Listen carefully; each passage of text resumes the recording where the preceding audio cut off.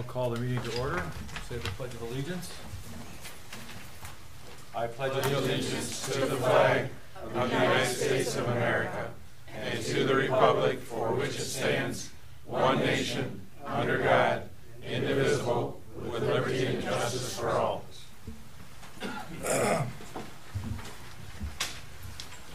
Roll call, please. Alsop. Here. Cruikshank. Here. Heupel. Here. Shield. Here. Musgrave. Rankin. Here. McKinney. Here.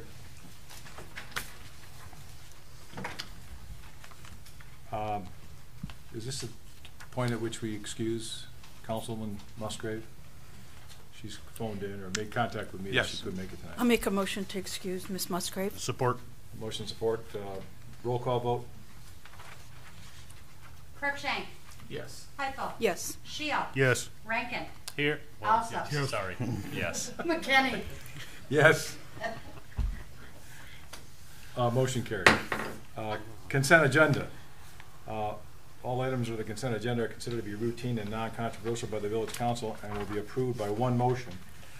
There will be no separate discussion. If discussion is desired, that item will be removed from the consent agenda and discussed separately immediately after this consent agenda approval in its normal sequence on the regular agenda.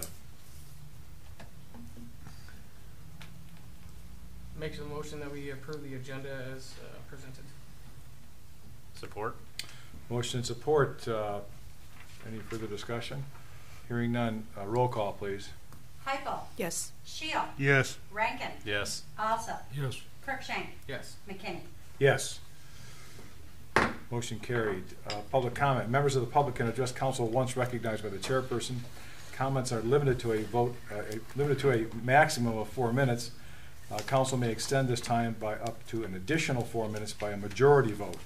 Prior to addressing council, members of the public, please state your name and address for the record. Anyone for public comment? John? Mr. Love?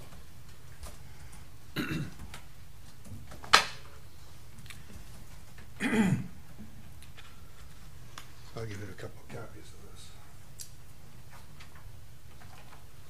This is a copy of the Village Ordinance. John Love is 200 North Saginaw. Here's a copy of the Village Ordinance for historic preservation. It says historic preservation is hereby declared to be a public purpose in the village. And it's to safeguard the heritage of the village by preserving one or more of the historic districts in the village that reflect elements of the village's history, architecture, and engineering or culture. Stabilize and improve property for civic beauty, strengthen local economy, promote the use of historic districts for education, pleasure, and welfare. Well, this is the waterworks deal. I've been before the council many times since I've came to Holly, and it's been an experience where they wanted to tear down historic properties like the mill, the Gray Lady, and another home that I purchased. The outcome, fortunately, is that they were saved, but it took a lot of effort and anguish on my part to make these properties available for the future. This is another one that falls into that category. Fenton, we shouldn't strive to be like Fenton. They blew up everything. They have a mill pond with nothing on it. We have a mill pond that has a building on it. The $25,000 that you've allocated to destroy this asset with no plan to what is going to happen to the contents, to what's going to happen to anything else, except it's just going to be blown up. I haven't seen a plan. I don't know if you've seen a plan. I've heard, well, we're going to do this, we're going to do that, but it never quite works out that way. Example A is the car wash that was purchased 1.5 years ago, and it was just demolished. There's no for sale sign on it. The one thing that the community stressed they wanted done in 2015 was to fix up the main street. We haven't done much on the main street. The fire hydrants even need to be painted. It needs to be cleaned up. that money could be used to make a fulfillment of the commitment that was made for the number 1 item on the list. We all know what number 10 was, the bike lane. I'd like to see a plan. You need to reconsider this in accordance with the ordinance and the desire of the community. Have a public hearing on it and see what it is done. This is a mistake of great measure, and I'd like to see how what you've done for the fire hall. See what a real plan looks like, because you discounted severely Hoffman's efforts. He's come to town here and made a great improvement on the town, and I think he needs to have better consideration. He wasn't able to start working on that because of winter and the other impediments that were placed along the line. So I'd like to have you reconsider this and make sure this money is spent in a more impactful way to improve the main street of the town and not follow the trail that was set by Fenton.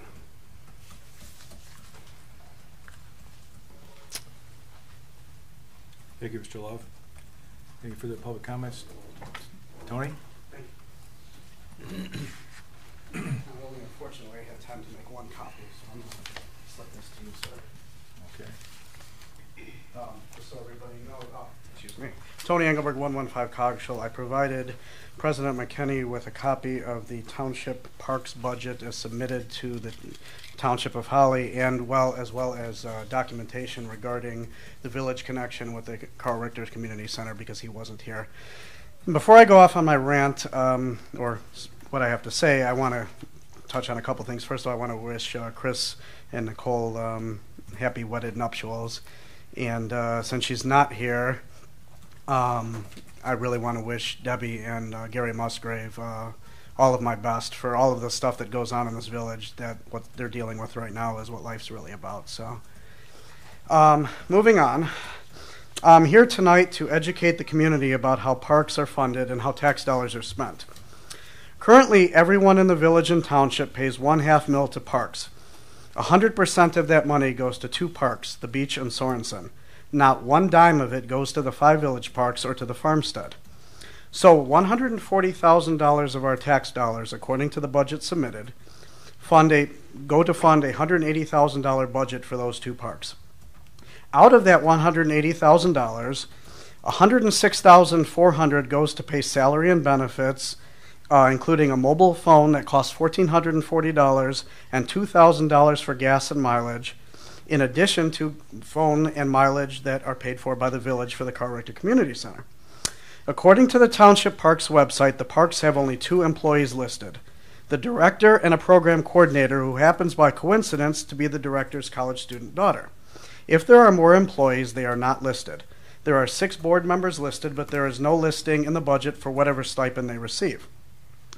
According to the budget submitted, only $200 of our money is spent on promotions, only $4,500 is spent on parks repairs, and only $100, that's not a typo, it's right there, is budgeted for parks improvements.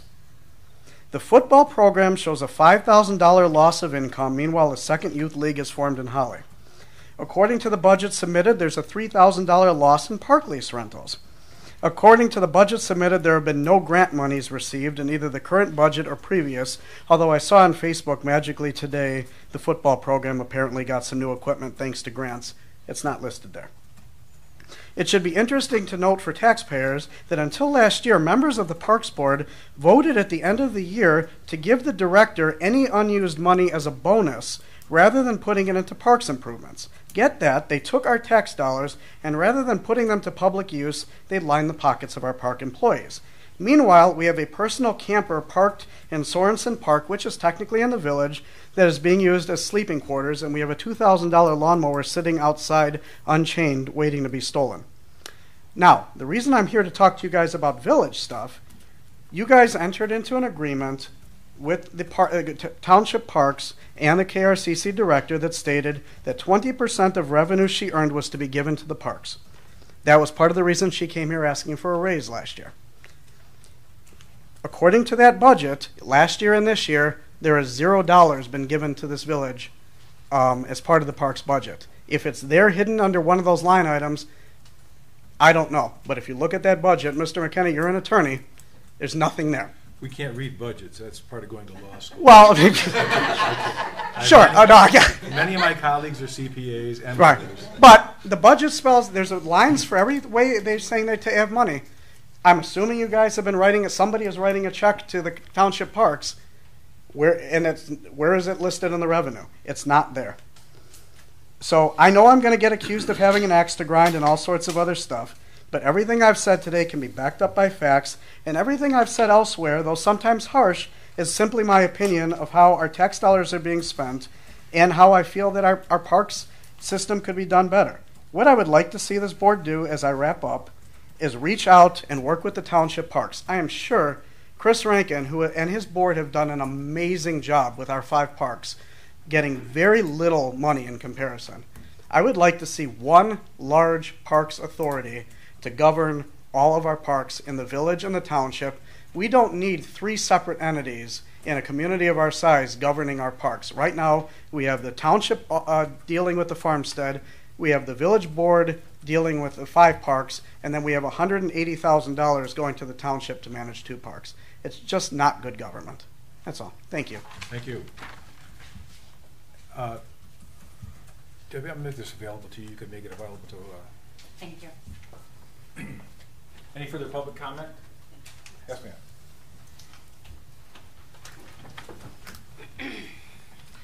Hi, Genevieve Rainey, 134 Park Ave, Holly.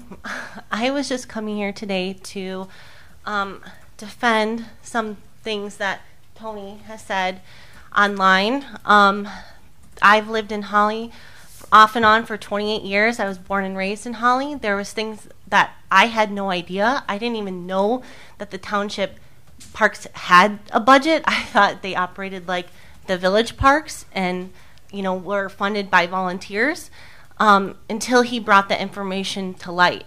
Until he posted the budget, there was no clue of how the money was being spent. And as I've worked in parks, I've worked for Montana State Parks, I worked for Genesee County Parks, I worked for the Metro Parks. I have a little bit of an idea of how a park system should be run, and I do not think that this park system is being run efficiently or effectively.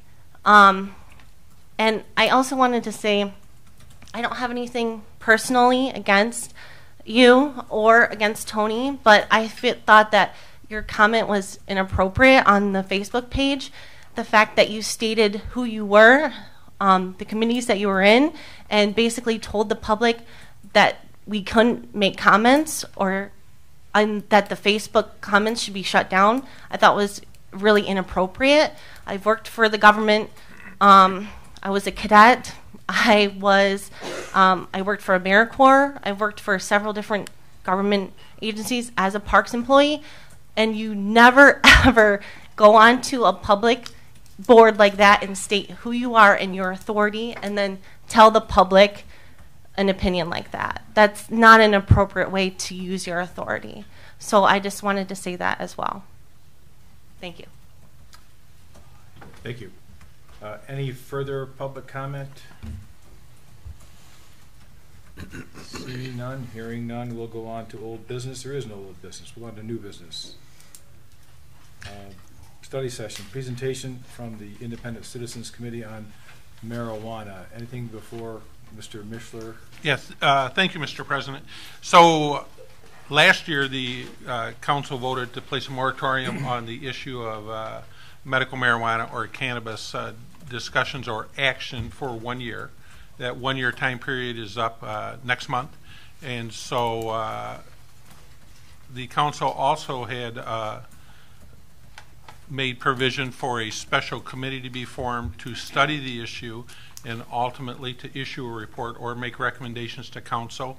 We scheduled Mr. Mishler as the chair of that independent committee to just disclose or give to council his report on what has occurred since the committee's been meeting, and that way then council would have that information prior to next month in the event that you chose to take up this issue and open up discussions again on it.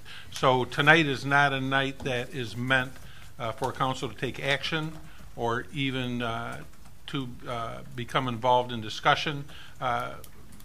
Sure, council would always have that prerogative to lift that moratorium, but really the intent was to get this information out a month ahead of time, give council time then, if you felt that additional research was warranted, that you would have the time to do that, so that we would be prepared as you decided what course as a council you wish for the community to proceed on. Thank you, Mr. Walker. Mr. Mishler. I'm sorry, I assumed you were the spokesperson, was I? I don't know, didn't he just say that? Joe Mishler, 620 Academy Road. Couple of comments before I just go through this a little bit.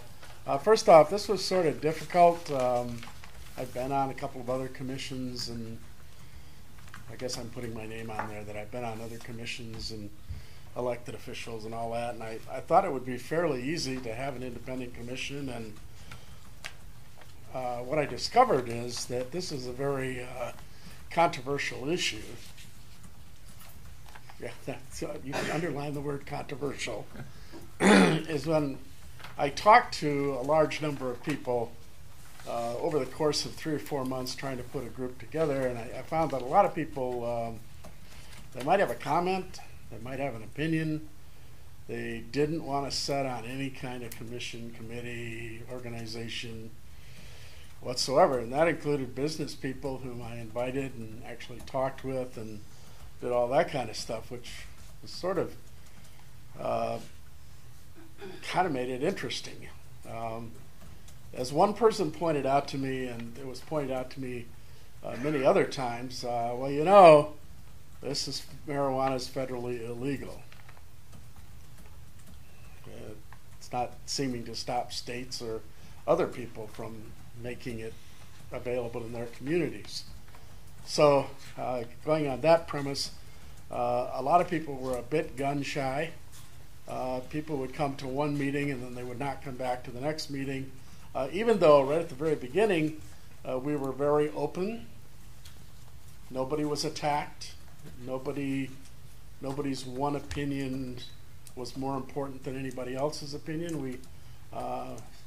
One gentleman who came to several meetings actually wrote a paper at Oakland University on medical marijuana.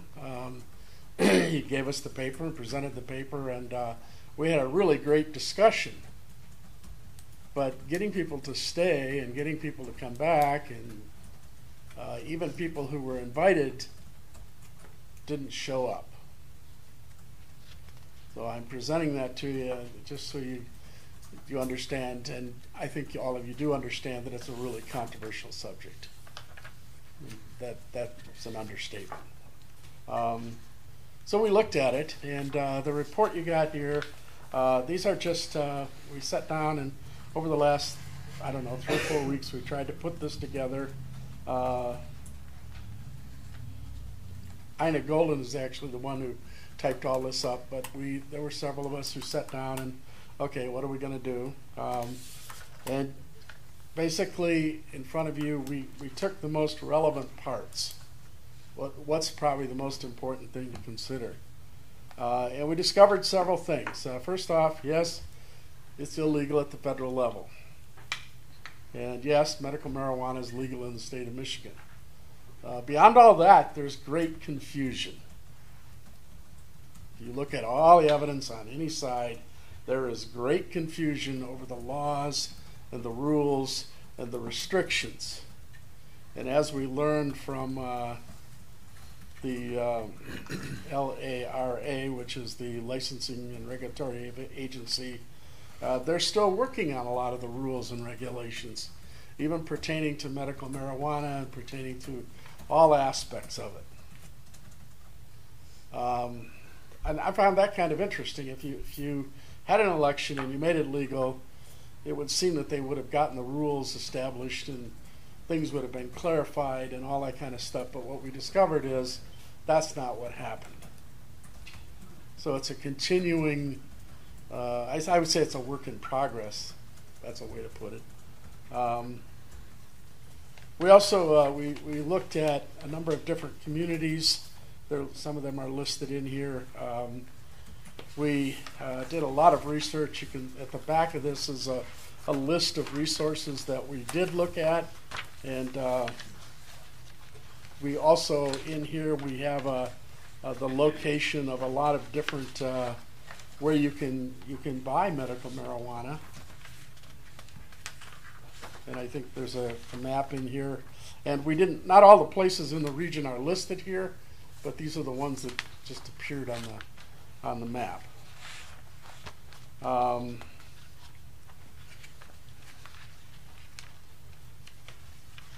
One of the things we looked at was, where is Holly headed?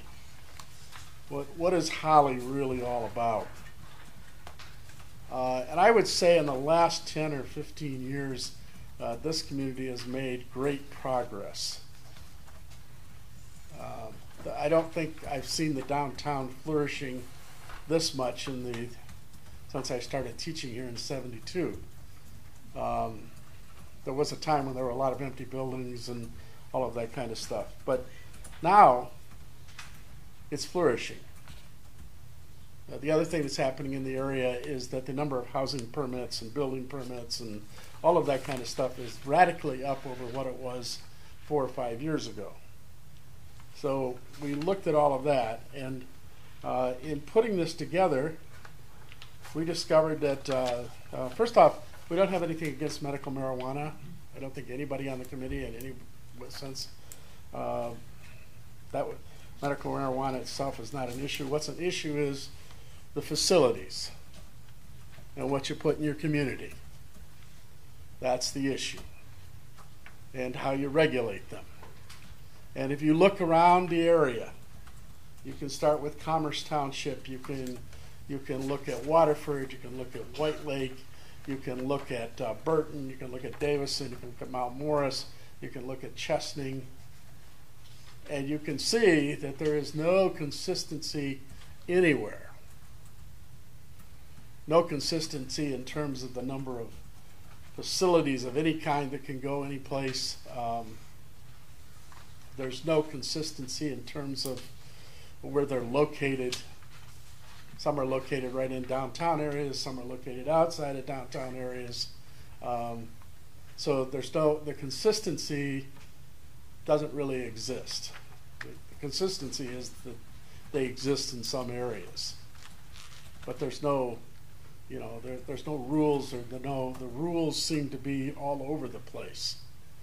And what's further complicating this is the fact that in the fall, as you know, probably on the ballot is going to be recreational marijuana, and that will, no matter what happens there, if it passes or doesn't pass, we're still going to have to deal with it one way or the other. And what we decided to do, well, before I get to that, we also learned that there are registered caregivers, as you all know. I'm not telling anybody sitting here anything you don't know. And they can grow up to a certain number of plants, and they can be registered, and they, and all of that. That can happen anywhere in any community. So one of the things that I'm bringing up this map and doing all this other stuff is we wanted to point out the availability of medical marijuana. You don't have to go far. Maybe 20, 25 minutes, maybe. It depends on where you want to go. And the other thing I learned about this is that there are people who go to specific communities, like there are people who will go to Ann Arbor because they have a doctor there, and that doctor is taking care of them, and they don't want to go some other place. And even if you put one here in Holly, I doubt if these people would go to it because their doctor isn't here. Their doctor's somewhere else. So there's a lot of different ways to consider this and a lot of different ways to look at this. The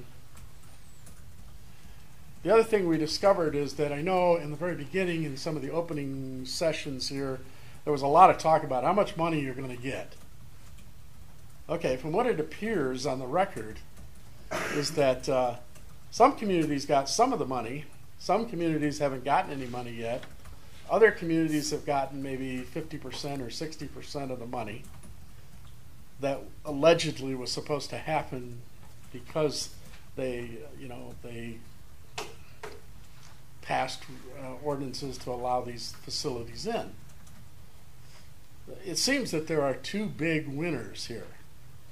The state, which will get a lot of money, and the people who run these facilities, who will get a lot of money.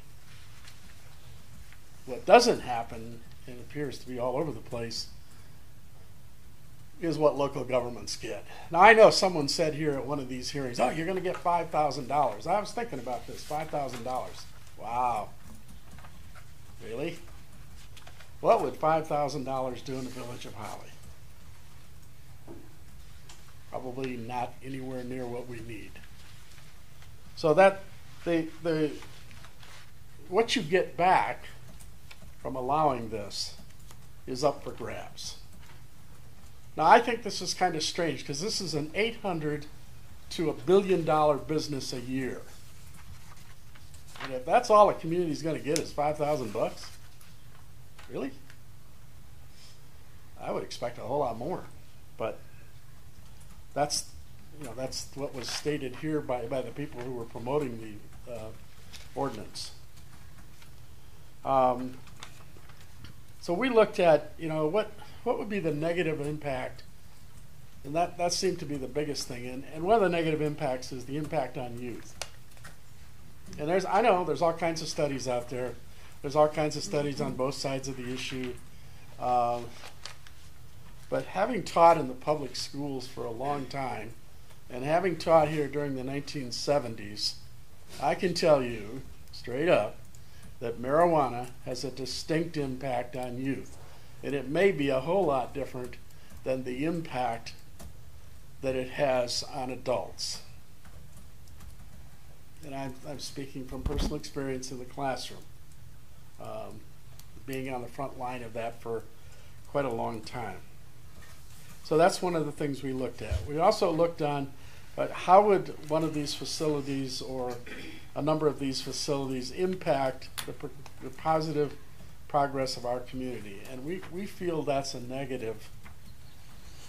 We're moving in a lot of really great ways here in this community, a lot of wonderful ways. And I'm not sure that we are not sure that putting a medical marijuana facility or any kind of facility like that or any of the other levels, putting one in here or 2 or 3 or 4 or whatever the number might be, we're not sure what the positive impact of that would be. Yes, if you put a medical marijuana facility, some of the people who need medical marijuana would probably benefit, but would the community benefit as a whole? That's a consideration. We also looked on whether or not this would cause a negative perception. This seems to have caused a negative perception in a number of different communities around that have medical marijuana facilities or all of those different other kinds of facilities.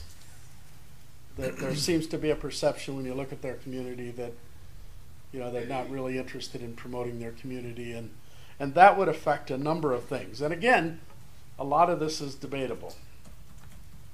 I'm sure people who are in favor could find evidence that property values wouldn't be affected, that the crime is not there. On the other hand, you could look at places and see where the property values have been directly affected and that there's a serious amount of crime. We also looked at the fact that the village, going on the basis if there was more crime, we would probably have to add more policemen, more structure, and that would certainly cost a whole lot more than $5,000 if that's the amount of money people say we're going to get. So what we're recommending that the village council not do anything. Let let's see how the November election goes. I think you have time. One of the things that's happened in our community before is that we've rushed into some things without all the information. One of those is the one current problem we have with all the water problem we have in this community. Those decisions were rushed into. People didn't look at the contracts. There were all kinds of issues with it, and now look at the mess we have. What's one of the main complaints here in town? The water bills are high. Okay, so that was one of those areas which we rushed into. We don't need to rush into anything. Let's see how this sorts out at the state level. Let's see how this sorts out even above us. There's no reason to do that. And also in this community, we have rejected things that would have initially had a positive impact on the community, but in the long run might have had a negative impact. And that is when they were going to put a prison out at the Adelphia Academy. Some of you may remember that. That was a very bitter fight here in this community.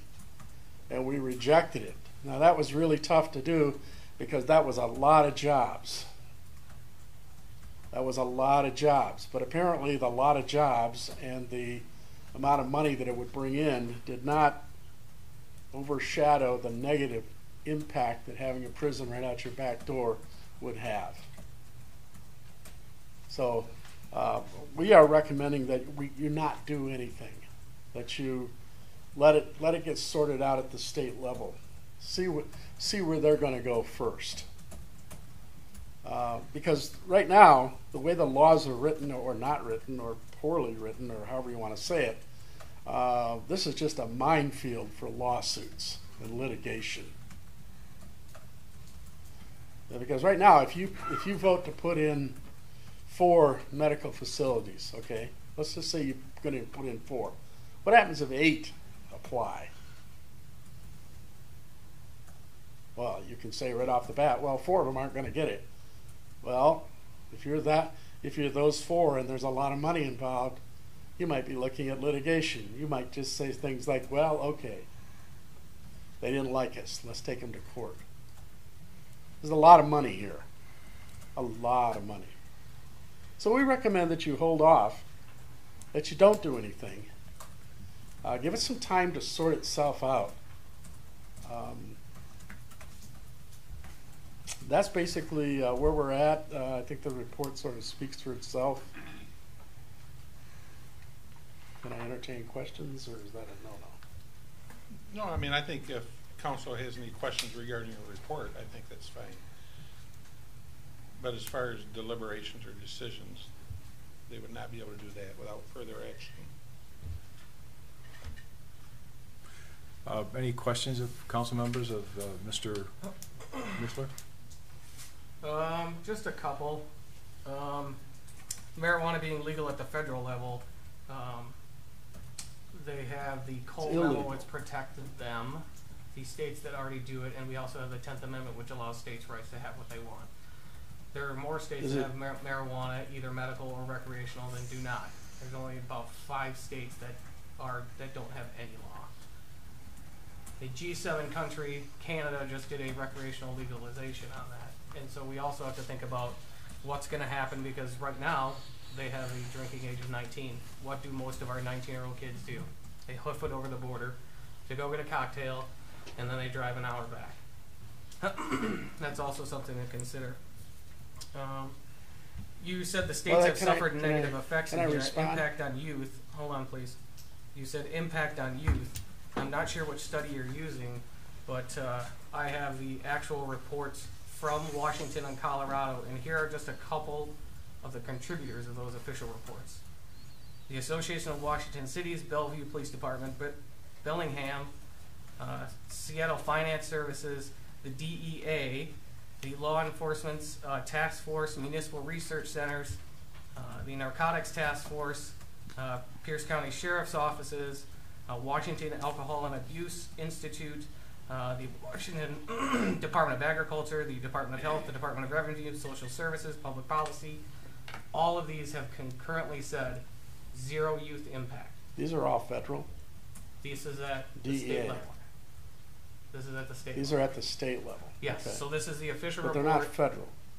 Correct. Okay. But why would the DEA be involved with an official study from a I have no marijuana idea. holding state? So I'm just saying that. I wanted to make sure that this committee did what they were supposed to do and look at it unbiased, but I did not hear one positive thing come out of the committee at all for anything. There wasn't one thing that was mentioned other than we don't have a problem with medical marijuana. So there's no I don't health remember benefits, that no. rule being laid down. Another thing too is that you had said $5,000. That's annually per license holding. So if it's a transport versus a medical facility versus a processing facility, that's annually per. So if we only approve one license for one category, correct, 5,000, but that's annually. The money that's being separated in the other states where they're going down, which have a lower excise tax, they're in the $3 billion range, and by the communities in Colorado and Washington, they're in the 50s. So that's $70+ thousand after you do the math per community for that. So even in the low and conservative numbers, we're talking $70,000 plus whatever licensing fees the council would go for. Those are just a couple things that had come up during your Okay. speech. I don't want to discount the committee. I'm glad the committee got together. I'm appreciative that you guys are putting in your time for that, and that's the right thing to do, and I appreciate that for sure. Any further questions of Mr. Mishler? Mr. Mishler, you just, Mrs. Golden was on your committee. Any other people here tonight that were on your committee? Just Ina. Okay. That are here, yeah. Okay. All right. Thank you, Mrs. Golden. Thank you, Mr. Mishler. More to come later. We are now at the second public comment provision or session of the meeting. Members of the public can address council once recognized by the chairperson. Comments are limited to a maximum of 4 minutes. Council may extend this time by up to an additional 4 minutes by a majority vote. Prior to addressing council, members of the public, please will you state your name and address for the record. Any members of the public wish to make comment at this time? Mrs. Gold?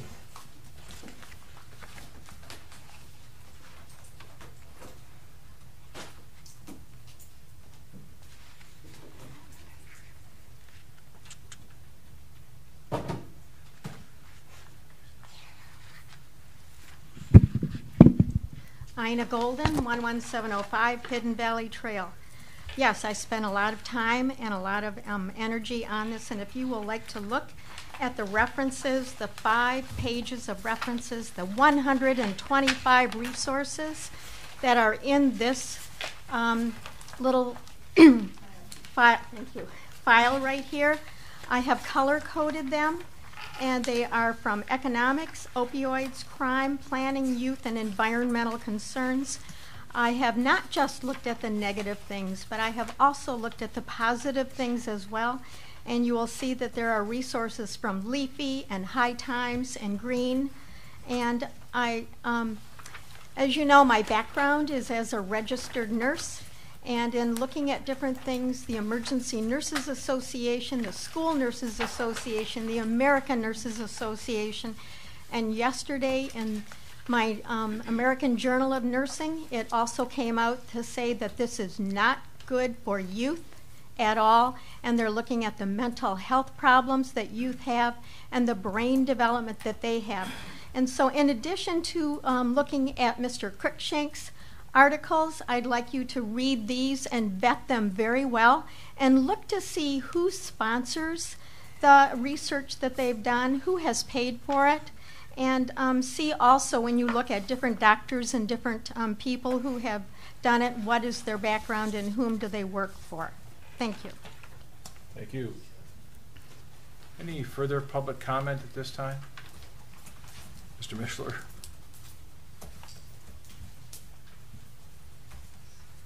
Joe Mishler, 620 Academy Road. This has nothing to do with that. Okay. I'm a little confused.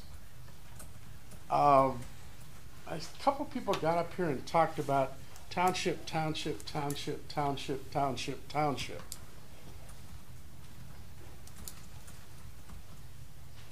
My understanding of government is that the township is one entity and the village is another entity, although the village is sort of in the township still, has been since 1865. I'm a little confused of why all this township crap is being thrown at the village. I understand we have some money in it, and I understand that we've hired somebody, and I understand all that. But what I don't understand is it's their budget. I know it's my tax money. I mean, if you want to really get down about it, I'm paying tax money for a number of things in the township I don't really get served with. But when it comes to the parks, how come the township hasn't been approached, or have they been approached? Because it would seem like that would be the better place to take a lot of this argument. So this is a little confusing to me, and I don't know the one person who got up and spoke. I do know Tony. And we are at odds about a number of things here. But I would like one of them to get up and explain to me why all of this township stuff has to be dumped right here, and explain to me what the difference is, and so that I can try to understand. You know, I'm an old guy, and maybe I don't understand. Thank you, Mr. Mishler. I think we're going to have more public comment now that you've invited them, Joe. Yes, ma'am. Genevieve Rainey, 134 Park Ave. My grandmother was Margaret Rainey, who worked at the library. Okay, so just so you know who I am. So the reason that I felt that it was necessary to bring this information here is because Tony Brinker is also employed by the village, and she also runs the community center at Carl Richter here. And now that some of these things have come to light, and I think a lot of people are realizing what's going on for the first time, people are upset about it. And at least I personally am not able to go to that meeting, and the Parks Board actually moved their meeting to the same night as the Board of Trustees meeting. They did that yesterday. You know, what their motivations were for doing that is unclear, but that seems a little bit, now people can't attend both of those meetings. So that's one of the issues. So yes, I wanted to bring that up, and I also wanted to come today because of one of the comments I already talked about that Suzanne made on Facebook about statements that the community was making, and that that we were making about the parks. And she specifically said she was on the committee for the KRCC, and that she was on the village council, and that I can't remember the exact wording, but it's still online so you can look at it. But it basically said that this has malice, or could possibly have malice, and that you should lock the comment thread because we shouldn't continue in this direction. And I did not think that was appropriate. Like I said, as someone that's been employed by the government before, several different government agencies, I didn't think that was an appropriate statement to make, especially when you're talking about the people that pay your salary and are technically, or the director's salary, and a stipend, or however that works, for the village, the $900 for the village. So yeah, that's the reason why I came here today. Thank you. Thank you. Tony?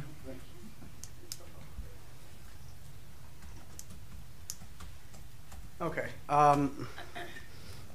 First of all, Suzanne, I do understand you were just trying to give me a tug on the ear. So I get that. And so I appreciate, Suzanne has always been my little good voice that whispers in my ear and sometimes pulls at it if she thinks I'm getting a little too far off the rails. As far as why I came here tonight, Genevieve said some of it. First thing that struck me was at the last township meeting, that budget, which included $140,000, a portion of it everybody in this room paid, neither the director or anybody from her board showed up for that budget meeting. That budget passed narrowly, 3-2. And if you watch the video, Supervisor Cullis took a big, deep breath before voting yes. If he had voted no, we would not have a beach open this summer because their operating budget would have failed. And the budget was submitted at the 11th hour so that there was no time for the township to say, hey, there's nobody here to answer our questions. But they chose to pass it this time. I had planned on going to the Parks Board meeting, which was supposed to be this Wednesday night, and saying some of the same things I've said here tonight. Magically, that meeting moved to the same night as the Township Board meeting, which, as the chair of the Planning Commission, I'm kind of have to be at. However, I have made my feelings on this known to the Township Board as well, and I have said to them that, hey, why don't we look at a consolidation of resources? Because it just makes sense.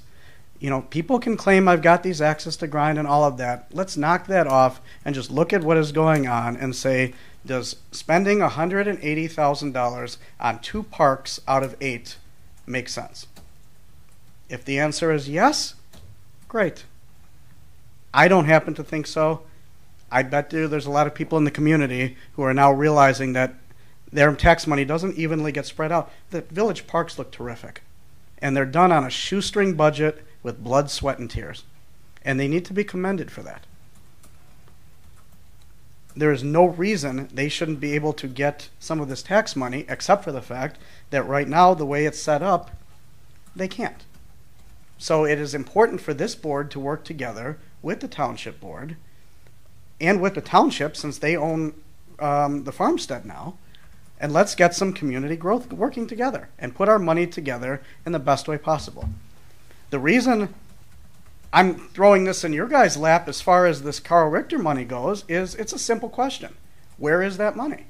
You guys authorized a contract that said 20% of her earnings would go to the township parks. I look at the piece of paper I gave President McKinney is the exact budget they submitted to the township board for approval. I didn't alter it in any way. That's not my copy. There is nothing in that budget for the last 2 years that says that they received any money. So I want to know as a taxpayer, where is that money? I think I have a right to that answer. And as a taxpayer, I think I have a right to know if camping is not allowed in Sorensen Park, and yes, it's a township park, but it falls within the village limits, why is a camper being allowed to be parked there, and why is somebody allowed to sleep there? None of us are allowed to do that. I think I have a right to that answer. I think all of us do. That's all. Thank you. Yes. Tina Alvarado, 17088 Fish Lake Road. And I'd like to go back to the issue of the marijuana.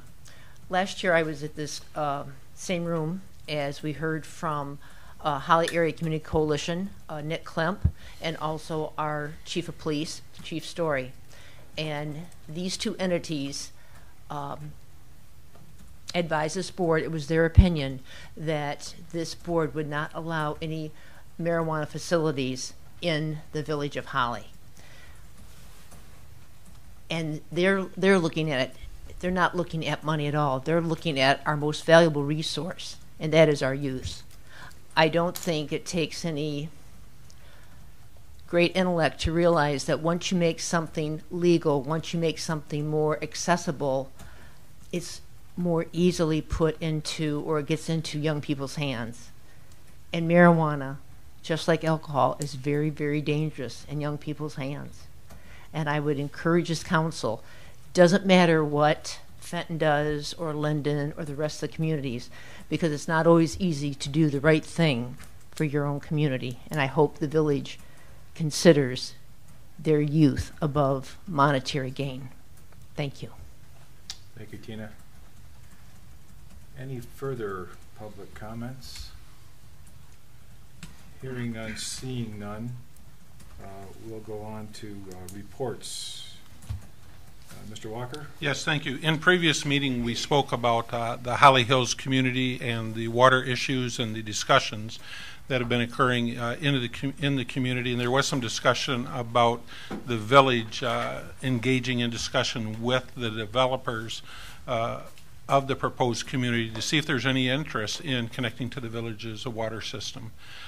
So we have, prior to that meeting, we had already started to have those discussions.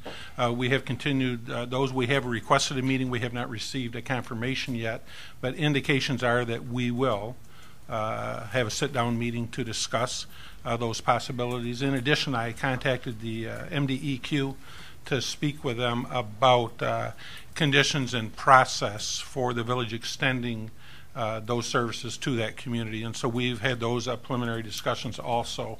And so as we hear more, I'll definitely report back to you. Director Clausen has weighed in a little bit with the needs that the village would have if such extension were to occur. So as things develop, we will report back to council and keep you abreast of that as timely as we can.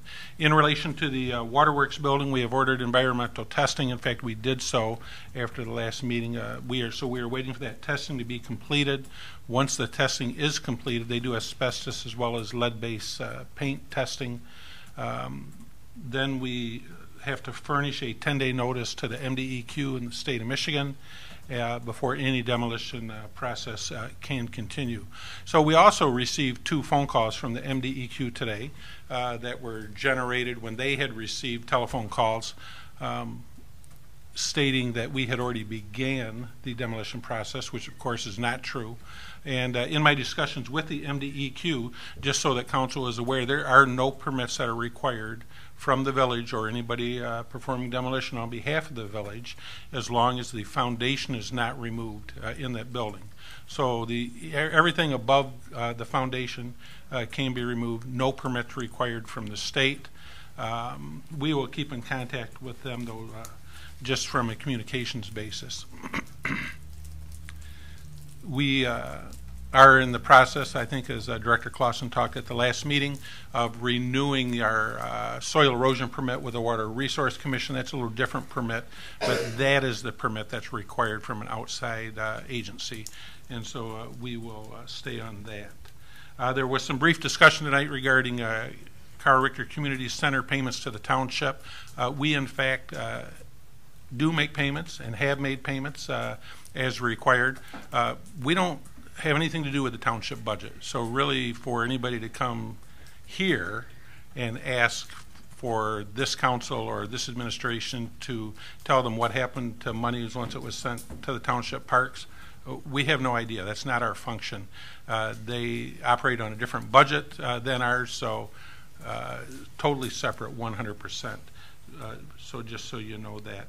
The last thing that I have for you tonight, before the meeting, I passed out to you a letter addressed to Mr. Love. Mr. Love had dropped off some correspondence at my office that was addressed to me and also to council. In that correspondence, he had made some requests and statements. I clarified those requests and statements to him, but I wanted you to have a copy of my response just so that you would have it for your records. I have nothing else. Thank you, Mr. Walker. Ms. Bigger. Nothing really this week. I am getting all of the year-end stuff together for our audit to begin. It should be soon. And I want to say it was really nice to see on 4th of July all of the community out enjoying the really, really hot weather. And we got a lot of compliments on the fireworks show from most of the community. Thank you. Boards and commissions. Starting with me? Yeah. All right. Historic hasn't met. Haya met, and I do have some mildly lengthy notes. Again, Teen Block Party on July 15th was very well attended with 200. Present from 7 to 9 with Haya doing 2 chocolate pie eating contests as well as a couple of cakewalks and popcorn. Haya will be present at the Health and Enrollment Fair August the 4th from 11 to 2, where they'll be handing out popcorn, Haya brochures, and applications for school supplies and skill building. Haya is developing a parent survey in order to aid them in planning family and education or family education programs. Also developing an up-to-date brochure. I will be looking into grant writing in order to help with program funding. Philibus, which is highest school supplies program, will be accepting applications the 23rd of this month, and various tasks, dates, and timelines have been established. Lastly, Haya is asking people to like their Facebook, simply search Holly Area Youth Assistance. Thank you, Ryan. Chris, anything from Parks? Parks has not met since our last meeting. Our meeting last week was postponed till this week because our meeting fell on the 4th of July, so we postponed it till this week. We do have music in the Parks this Saturday evening from 5 to 7. Everybody come out and listen to some more good music. It'll be the Robert Lewis Band this week. They played last month. They were the second band that played kind of classic rock, bluesy kind of music. So come on out Saturday night, 5 to 7. Bob, anything from a board or commission to report? Nothing? Suzanne? Community Center did not meet since our last council meeting. That's all I'm going to say about that for now. Nothing from the Planning Commission since the last week. The meeting is next week, I believe. Next week. Council comments. Dave, we'll start with you. Let's see. So, where do we go with the council pay amendment in November's ballot? So, what's the status of that? Do we need to have a additional meeting, or? So Attorney Gildner has had some conversations with the Attorney General's office, as he promised. He thinks that he has the situation resolved, and he plans at the next council meeting to bring necessary documents and work with the clerk in preparing appropriate resolutions. Kind of the short story is that with just some minor tweaking of the language, if approved by the voters, any pay adjustments would occur 2 years after the election. And so that way everybody would have it start at the same time. There would be no staggered payments. That's my understanding. Thank you. Excellent. Okay, so next meeting agenda we'll have something to discuss. Correct. Perfect. Okay. Any council? Oh, I'm sorry. Go ahead, Dave. I'm sorry. Yes. One more thing. In looking at the charter, there was a couple of different things that had come up over the course of us reviewing random things, and it brought me into the selection again of the council president. And so there is a section in the charter 3.5, which is the selection of the president pro tem. Under there is a specific paragraph that says, in the event of a vacancy occurring in the office of president or president pro tem, the council shall appoint one of its members to fill such a vacancy. Reading that, we violated the charter by appointing someone who is not elected to the president's seat. I feel this is something that Attorney Gildner needs to get involved with, and we need to rectify as soon as possible. I'll cooperate in any way that I can. I'm sure you would. Yeah. So actually, I can relay that question to Attorney Gildner. Yeah. Attorney Gildner did assist, though, and advise during the most recent appointment of the interim village president. Right. Well, we all of us looked at 4.5 in the charter, which says, if a vacancy shall occur in the office of president or a council member, the council shall, within 30 days after such vacancy occurs, elect a person who possesses the qualifications required of the council holders in the office in which a vacancy exists. So we have two things. Either we are inconsistent with the charter, we need to update it, or we violated the charter. That's right when I come from. So yeah. Those are the two options. Yeah, there's two passages that directly conflict. They tell, they say in this event you must do this, and then another section says in this event you must do this something else. All right. So yeah. So there's two scenarios in there, and I think that it's extremely important that we get this resolved and agenda item next time. I don't know what we need to do to amend a charter without a ballot vote. I don't even know if that's possible or what the difference is. But sure, we'll let Attorney Gildner direct on that. Yep. And then other than that, that's it. Thank you. Suzanne?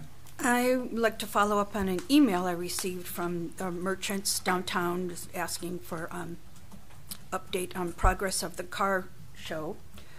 She said that still, as of 4th of July, cars are arriving before 4 o'clock, they're parking in the wrong direction before the 5 o'clock street closure, chairs are lined up on the sidewalk, cars are parked across the sidewalk and on the sidewalk itself.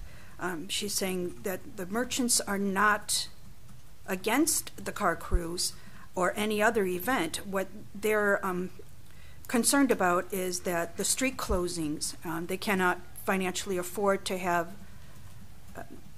their customers not being able to reach their stores. So they wanted to reach out and, again, try to find a way to get the cars. July?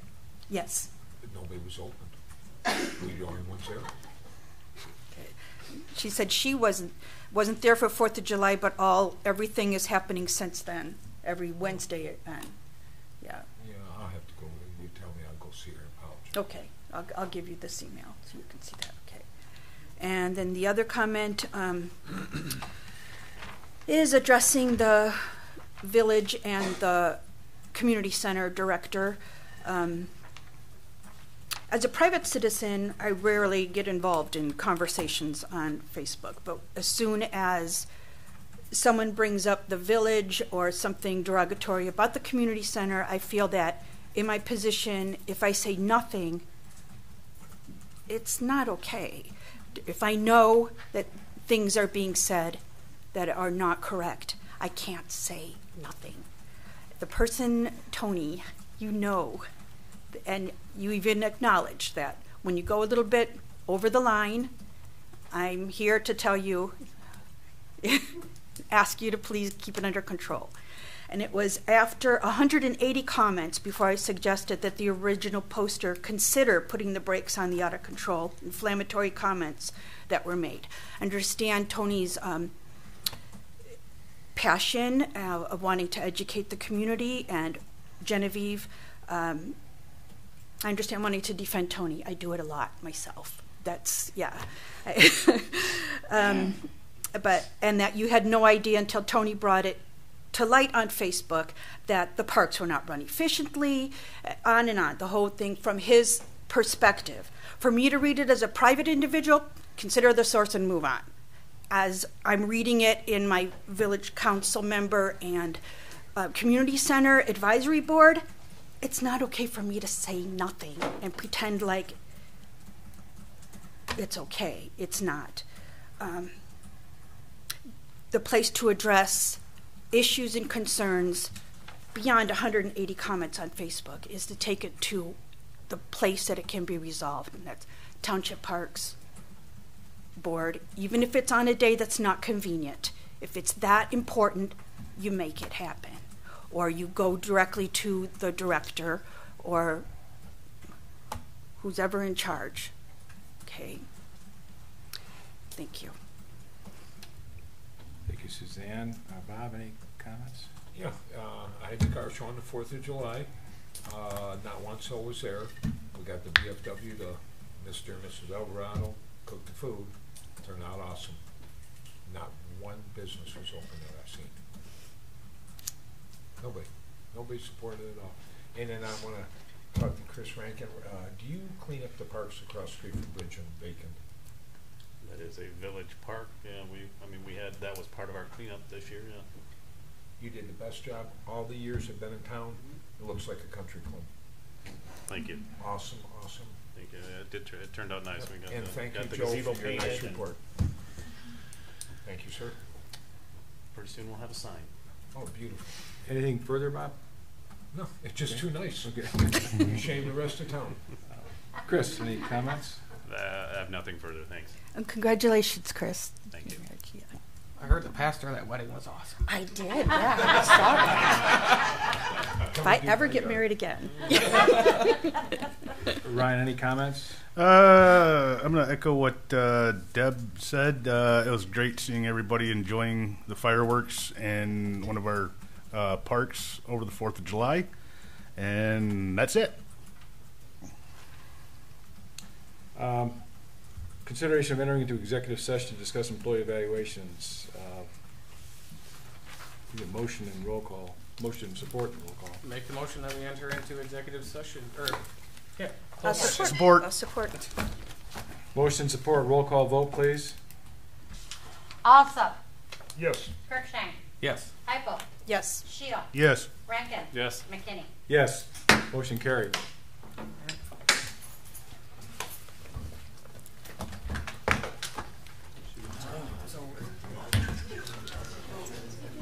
It's going to be a big hug fest. Please. Oh, yeah.